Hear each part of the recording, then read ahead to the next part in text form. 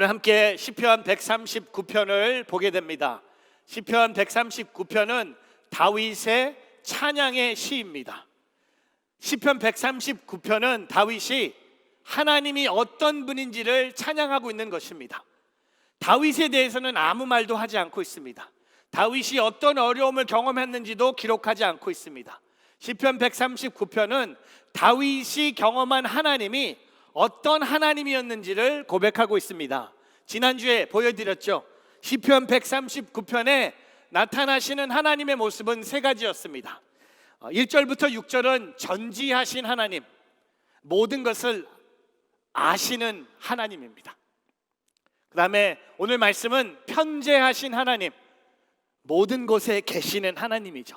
그리고 다음 주는 전능하신 하나님, 모든 능력, 불가능이 없는 하나님의 모습을 보게 됩니다. 오늘은 하나님의 편재성에 대해서 함께 보기를 원하는데요, 제가 신학 사전에서 하나님의 편재, 암니, presence라는 그 사전에 다음과 같이 설명하고 있습니다. 하나님의 편재, 하나님의 무한성, 곧 그분의 완전성을 나타내는 한 표현이라고 합니다.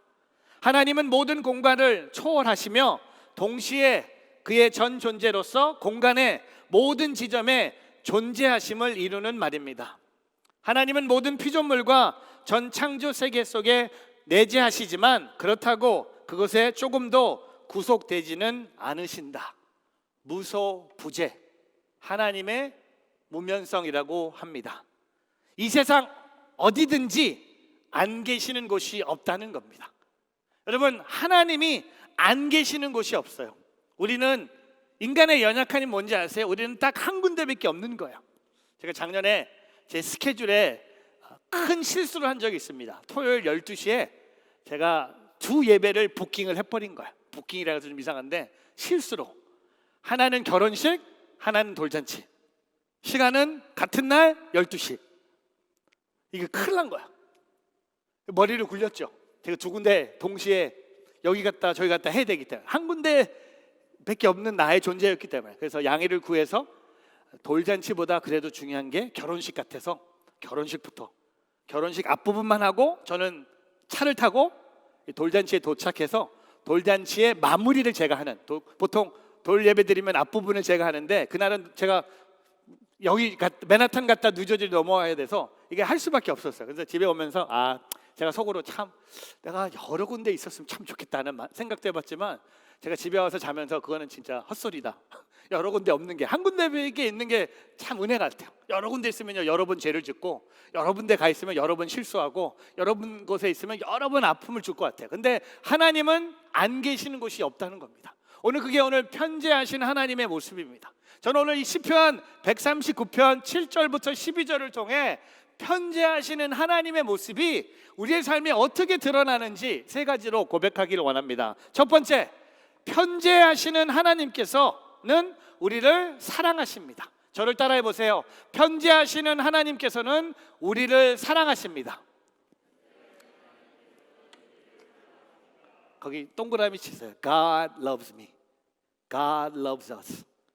편재하신 하나님은 나를 사랑하십니다. 여러분, 하나님이 모든 곳에 계시다는 건 뭡니까? 그만큼 나를 사랑하신다는 거예요. 여러분, 사랑하는 사람하고 항상 같이 있기를 원하지 않습니까? 여러분, 사랑하면요 항상 그 사람을 생각하지만 같이 있기를 원해요. 떠나는 게 너무 싫은 거예요. 보세요. 오늘 시편 139편 7절 말씀 같이 한번 읽어보겠습니다. 같이 있습니다.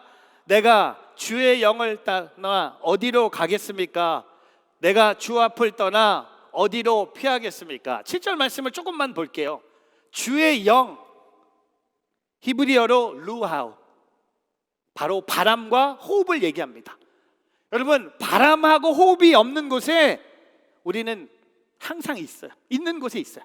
바람과 호흡이 우리에게 늘 있는 것처럼 하나님은 주의 영, 신약에 가서는 이것을 얘기하지 않습니까? 성령, 주님의 영, 그 바람과 호흡, 또한 7절 말씀으로 돌아가면 주의 앞, 주의 앞이란 표현은 하나님의 얼굴을 뜻하는 겁니다. 성경은 하나님의 얼굴을 찬란한 햇살로 비유합니다. 우리가 어디에 가든지 햇살이 우리를 비추는 것처럼 하나님은 우리를 항상 바라보고 있다는 겁니다. 여러분 7절 말씀으로 돌아가 보면요, 이 주님의 영, 주님의 앞, 이 두 가지 비유를 통해 우리가 어떠한 방법을 동원한다고 할더라도 하나님의 임재로부터 결코 벗어날 수 없음을 얘기하고 있는 거예요. 주의 영을 떠나 어디로 가겠습니까? 없어요. 주님 앞을 떠나 어디로 가겠습니까? 불가능한 거예요. 우리는 늘 주님이 늘 우리와 함께하고 계시다는 거예요. 여러분 종종 우리가 누구한테 연락을 하는데 연락이 안 와. 문자를 보냈는데 대답이 없어. 전화를 했는데 전화 안 받아. 이메일을 보냈는데 답이 없어. 사람이 이렇게 잠수를 탄다고 얘기하지 않습니까? 혹시 여러분이 그런 사람이 아니기를 바랍니다. 누가 연락을 해달라면 연락을 빨리 해주길 바라고, 전화 오면 받아주길 바라는데 잠수를 탄다는 표현이 있습니다. 아무에게도 연락하지 않고 잠적하는 것을 의미합니다. 여러분 아무리 우리는 여러 사람으로부터 잠수를 탈 수 있어요. 그러나 하나님으로부터는 도망갈 수 없어요. 하나님으로부터 도망갈 수 있다고 생각한 사람이 성경에 있지 않습니까? 요나가 어떻게 생각했습니까? 하나님이 니느웨로 가라고 했는데 요나는 하나님의 말씀에 불순종해서 도망칩니다. 요나서 1장 3절을 보면 이렇게 기록되지 않았습니까? 그러나 요나는 여호와로부터 도망쳐 나와 어디로 갑니까? 다시스로 향합니다. 하나님이 가라고 한 느느웨가 이쪽인데 그는 하나님으로 도망쳐 가기 때문에 느느웨의 반대로 갑니다. 다시스로 향해요. 갔는데 요바에 내려갔더니 배가 있어. 야, 도망가는 게 맞는구나. 그리고 지갑을 열어보니까 돈도 있어. 배도 타요. 그리고 여러분 요나서 잘 읽어보셨죠? 배를 타고 요나가 어디로 갑니까? 배에서 배 맨 밑으로 가요. 왜? 그만큼 하나님으로부터 도망가고 싶었어요. 여러분 하나님은요 우리를 사랑하세요.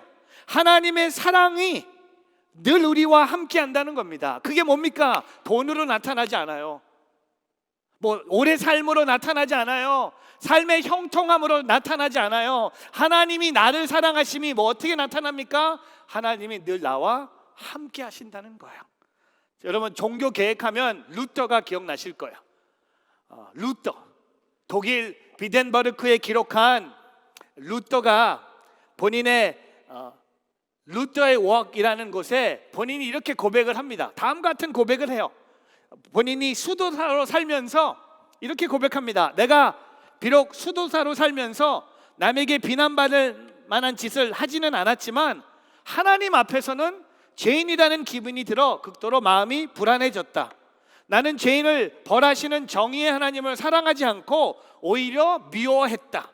그리고 속으로 비록 하나님을 모독하지는 않았다 해도 분명 아주 투덜대며 하나님께 화를 내곤 하였다. 이게 루터의 처음의 모습이었어요. 하나님 앞에 하나님께 도망가고 싶었어요. 왜? 하나님의 죄인과 하나님의 그 정의 거기 힘들어서 루터는 하나님 앞에 도망가고 싶었는데 루터가 하나님의 성경을 읽다가 참된 복음의 진리를 발견하면서 두 번째 이렇게 고백합니다. 마침내 하나님의 자비로 나는 밤낮을 가리지 않고 명상을 하던 중 다음과 같은 구절을 주목하게 되었다. 복음에는 하나님의 의가 나타나서 믿음으로 믿음에 이르게 하나니 기록된 바 오직 의인은 믿음으로 살리라. 로마서 1장 17절. 거기에서 나는 하나님의 의로움이란 의인이 하나님의 은총, 즉 믿음에 의해 구원받았다는 것을 이해하기 시작하였다. 여기에서 나는 내가 완전히 다시 태어나 열린 문으로 천국에 들어가 있음을 느꼈다는 겁니다. 여러분 루터가 하나님으로부터 도망가고 싶다가 하나님의 임재 앞으로 들어올 수 있는 비결이 뭘까요? 성경을 읽으면서 특별히 복음서를 읽으면서 하나님께서 나를 사랑하셔서 예수님을 이 땅에 보내셨다는 그 사실에 하나님의 사랑이 그의 도망가는 삶을 멈추고 하나님의 사랑으로 다시 임하게 했다는 겁니다. 여러분 그 이후로 루터는 더 이상 하나님을 미워하지 않았어요. 그리고 하나님 앞에서 도망가지 않고 오히려 하나님 앞에서 살아가는 삶을 살아갑니다. 여러분 우리가 라틴어로 하나님 앞에 살아가는 삶을 코람 데오라고 합니다. Living in the presence of God, under the authority of God, to the glory of God. Living before the face of God. 하나님 얼굴 앞에 사는 삶. 여러분, 하나님 앞에 살아가는 삶이라는 겁니다. 여러분, 하나님이 저와 여러분을 얼만큼 사랑하고 계신지 아십니까? 그 사랑이 뭡니까? 하나님이 늘 우리와 함께 하신다는 거야. 오늘 주님의 사랑이 이곳에 있어요. 주님이 저와 여러분과 함께 하시기 때문에 오직 어디에서나 나와 함께 하시는 하나님의 사랑 앞에 살아가는 한 주가 되기를 축복합니다. 오늘도 하나님 앞에서 살고 내일도 하나님 앞에서 살고 죽는 그날까지 하나님 앞에 살아가는 오늘 저와 여러분이 되기를 주님의 이름으로 축복합니다. 두 번째, 편지하시는 하나님은 뭡니까? 어디에서나 우리를 지켜주십니다. 절 따라하세요. 편지하신 하나님께서는 어디에서나 우리를 지켜주십니다.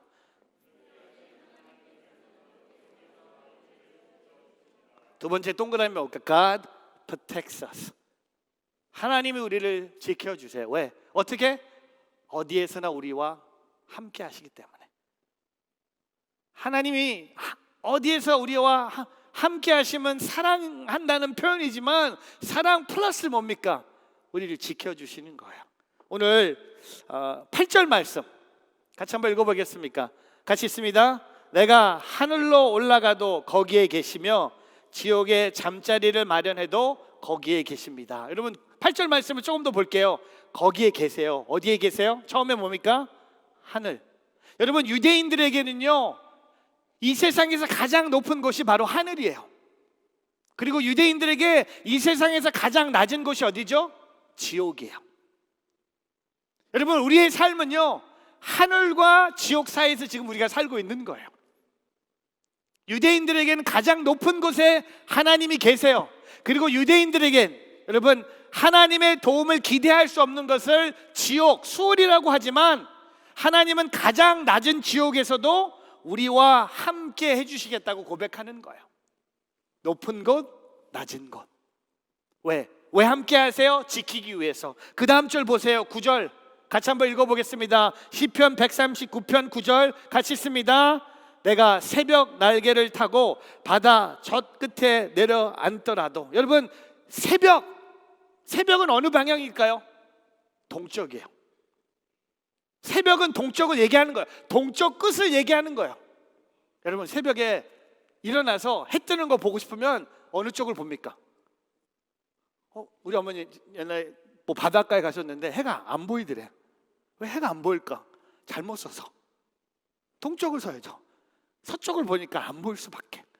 여러분 새벽이란 것만 동쪽 끝을 얘기하는 거예요. 근데 바다 저 끝은 뭐 얘기합니까? 서쪽 끝을 얘기하는 거예요. 동쪽 끝에도 하나님이 계시고요 서쪽 끝에도 하나님이 계세요.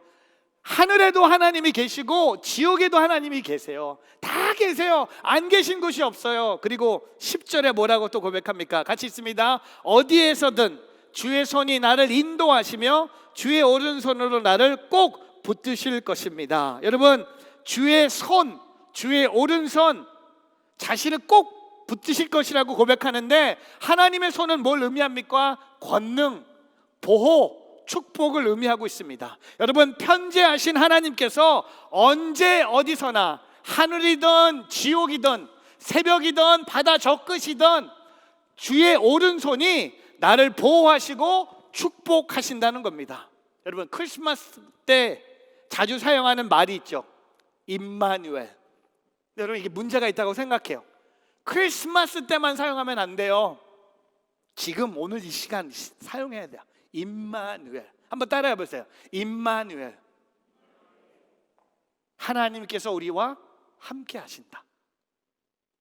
오늘 우리의 신앙이 임마누엘 신앙이 되기를 바랍니다.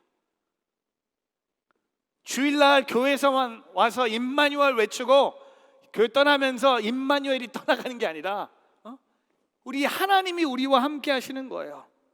여러분 여호수아서 1장 9절에 이제 약속의 땅을 향해 전진해야 될 여호수아에게 하나님이 뭐라고 말씀하십니까? 내가 내게 명령하지 않았느냐? 강하고 담대하여라. 두려워하지 말고 낙심하지 말라. 왜? 내가 어디로 가든 여호와 내 하나님이 너와 함께 할 것이다. For the Lord your God will be with you wherever you go. 임마누엘 아니에요? 여호수아서에도 임마누엘이 나타납니다.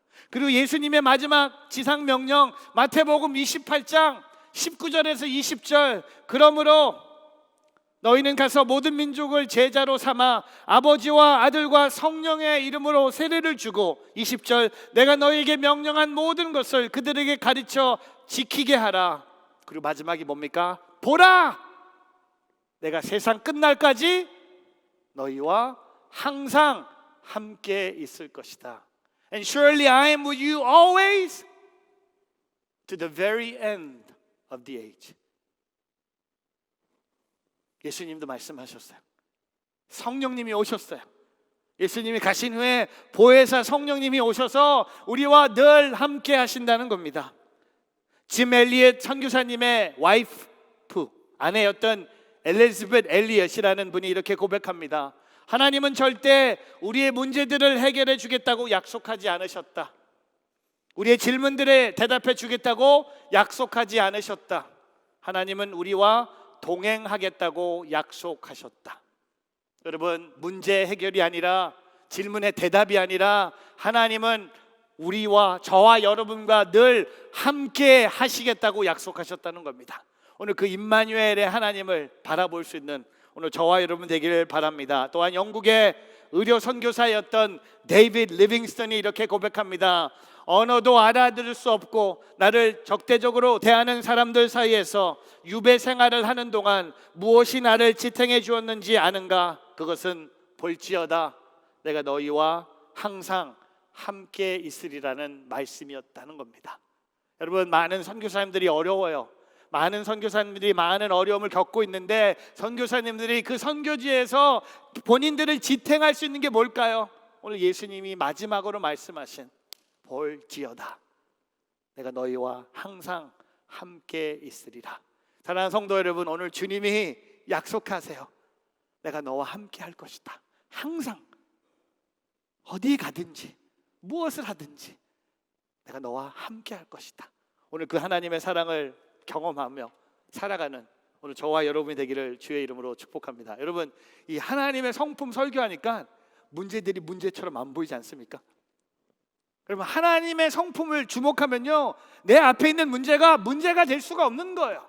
근데 여러분의 문제가 커지는 이유가 뭡니까? 하나님의 성품을 묵상하지 않고 여러분의 상황, 여러분의 재정, 여러분이 갖고 있는 지식을 생각하니까 이게 안 되는 것 같이 느끼는 거야. 오늘 싹 사라지길 바랍니다. 하나님이 함께 하시는데 못할 게 뭐가 있습니까? 아멘. 하나님이 함께 하시는데 부족한 게 뭐가 있겠습니까? 아멘. 하나님이 함께 하는데 그 코로나19 그 다음 뭐야? 코로나 20이에요? 뭐야? 코로나 다음. 여러분, 우리 요새 보니까 하나님 얘기보다 코 얘기가 더 많이 있는 것 같아요. 아세요? 사람들 만나, 믿는 사람들 만나는데 하나님 얘기보다 코로나 얘기가 더 많이 나오는 것 같아요. 멈추세요. 코로나 얘기 하지 마세요. 코로나 얘기하고 싶을 때 하나님 얘기해 보세요. 여러분의 한 주가 어떻게 되는지. 코 이렇게 끝내세요. 로나까지 나오지 마세요. 바이러스 얘기하지 마세요. 하나님 얘기하세요. 왜? 하나님이 우리와 함께 하세요. 여러분, 진짜 코로나와 하나님이 1대1로 붙었어요. 여러분, 진짜 누가 이길 것 같아요? 진짜 전 질문하고 싶어요. 코로나가 더 두려워서요? 하나님이 이기세요. 여러분, 줄 잘 서세요. 줄 잘 서요. 줄 잘못 서면 하나님이 이기세요. 하나님 나와 함께 하세요. 오늘 그 하나님을 바라보기를 바랍니다. 세 번째, 편재하신 하나님은 뭡니까? 어두움의 때에도 우리를 빛으로 인도하십니다. 절 따라하세요. 편재하신 하나님께서는 어두움의 때에도 우리를 빛으로 인도하십니다.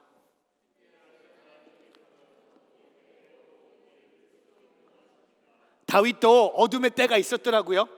다윗도 왕이었지만 어둠의 때가 많이 있었어요. 보세요. 어떻게 하냐? 11절.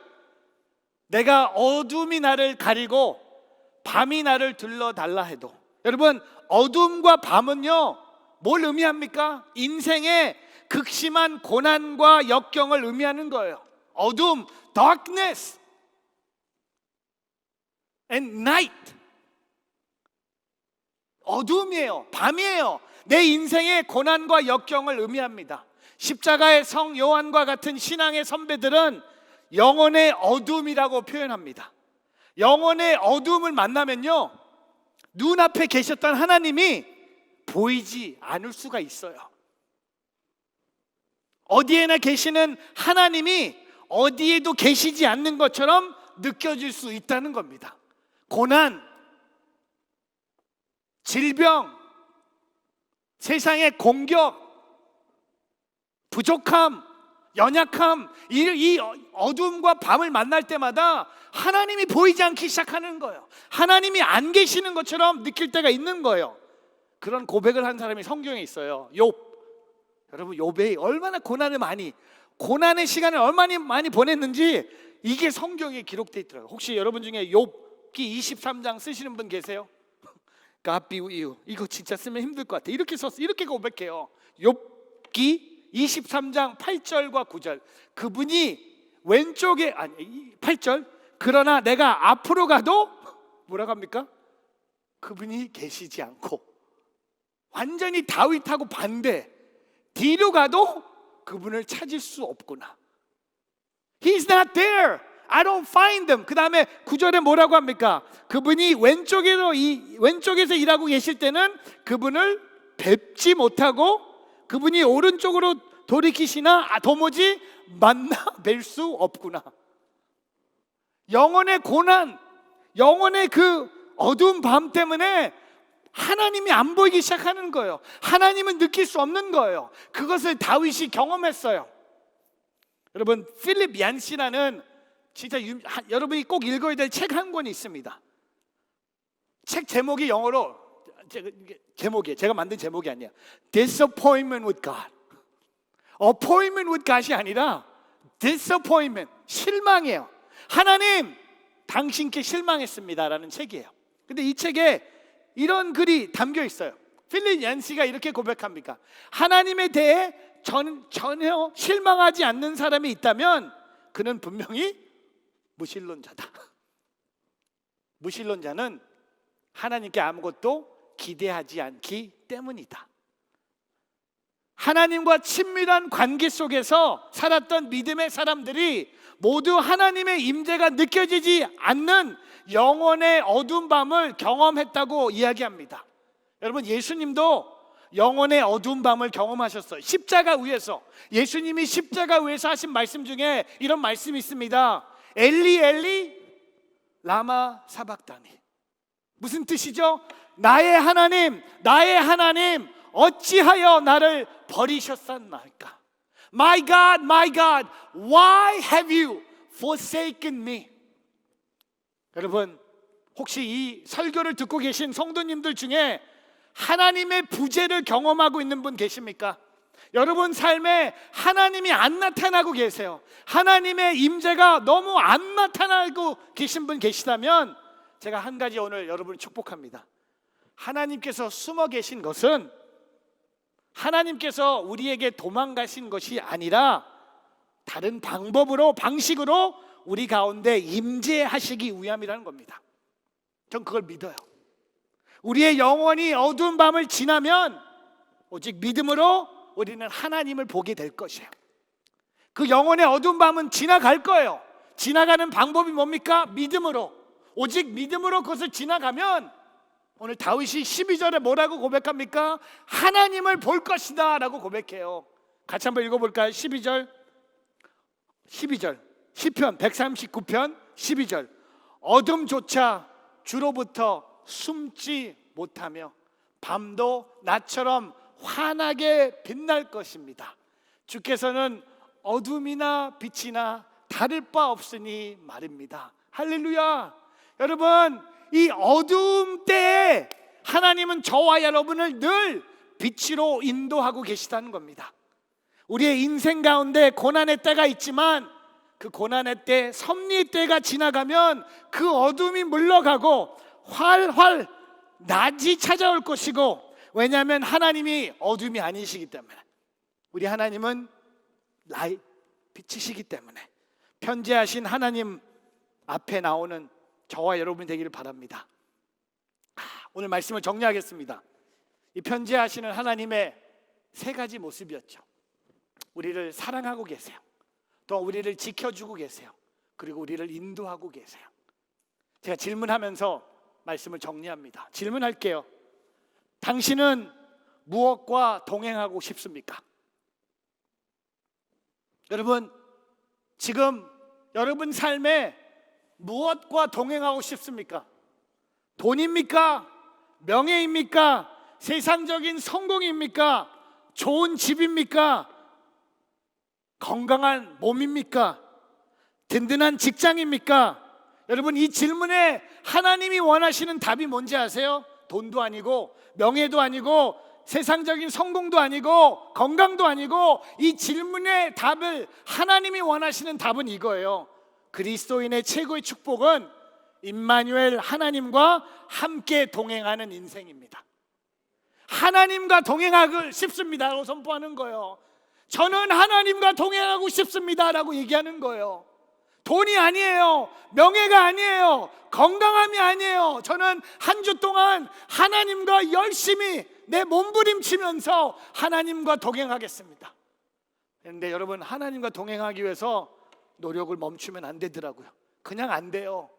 하나님은 계세요. 근데 우리가 하나님의 그 동행하심을 거절하고 있는 거예요.